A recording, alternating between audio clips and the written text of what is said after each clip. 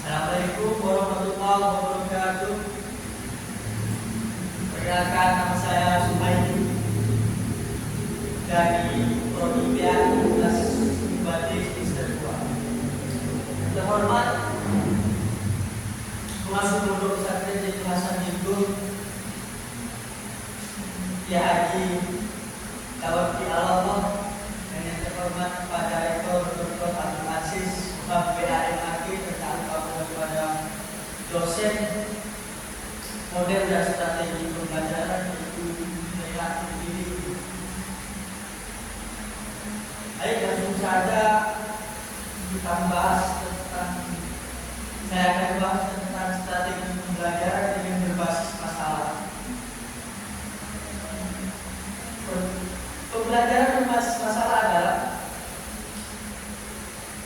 pendekatan pembelajaran yang berpusat pada siswa, di mana mereka belajar tentang suatu subjek melalui pemecahan masalah yang kompleks dan nyata. Artinya siswa bekerja dalam kompetisi untuk memahami dan menyelesaikan masalah yang diajukan oleh pelajar atau dosen. Artinya gini, ada siswa dan siswa itu dibentuk kelompok 1 sampai 5 itu. Nah, ketika itu setelah itu dosen atau pengajar itu menyuruh siswa untuk menyelesaikan masalah. Berikut adalah ciri utama pembelajaran berbasis masalah. 1.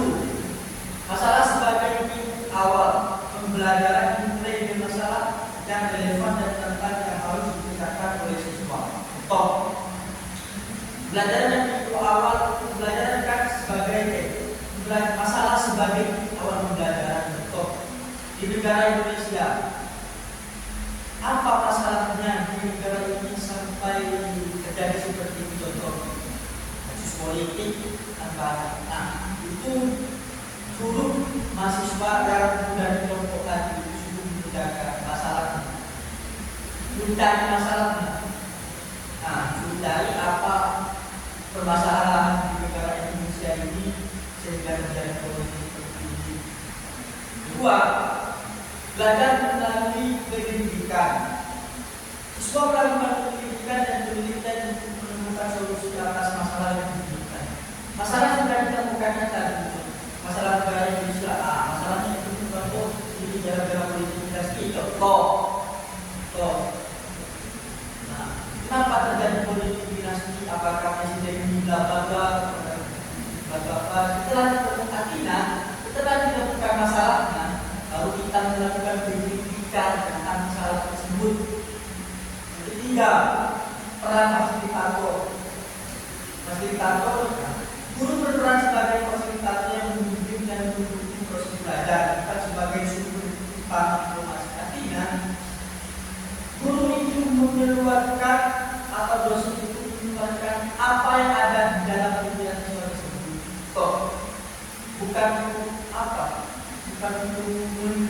mengeluarkan, tapi mengeluarkan apa yang ada dalam pikiran mahasiswa tersebut.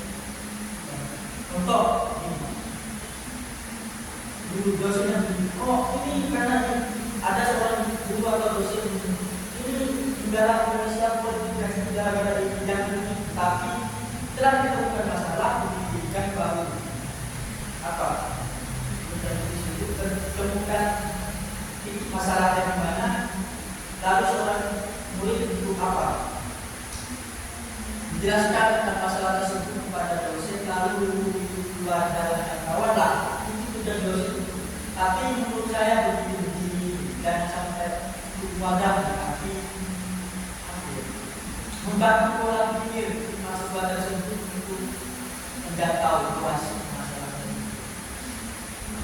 Yang keempat, kolaborasi siswa antara kolaborasi. Jadi, siswa bekerja dalam kelompok pikir, berbagi pengalaman dan ide serta belajar satu sama lain. Artinya, di dalam sebuah kelompok tersebut atau 5 harus diadakan sebuah diskusi untuk supaya bisa mengeluarkan apa yang ada di dalam ide siswa kelompok tersebut.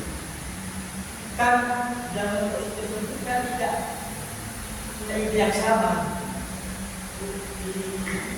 Hari ini menurut ini Indonesia bermasalah dalam politik, tapi untuk ini apa? Negara Indonesia bermasalah dalam hal lain, agama atau apa atau sen kelima, pengembangan keterampilan. Selain mengambil materi akademis, siswa juga mengembangkan yang politis untuk kolaborasi komunikasi dan pemerintahan masyarakat. Setelah semua empat itu tadi terpenuhi, maka adanya yang dilihat yaitu terkait langsung tempat salah satu daerah dari masalah tersebut. Tapi sebenarnya pendekatan ini yang pembelajaran yang menarik dan relevan sehingga mahasiswa itu tidak bosan belajar. Mahasiswa itu nyatanya tidak didoktrin oleh seorang dosen atau pengajar. Tapi kamu harus tidak. Mahasiswa itu punya pendidikan masing-masing. Itu bukan dosen itu. Kalau kita punya pendidikan jadi pas dosen bilang, kamu harus berusaha dari apa yang terjadi, dari apa yang dapat tugas dulu. Tapi tugas dosen agama itu khusus pada sendiri.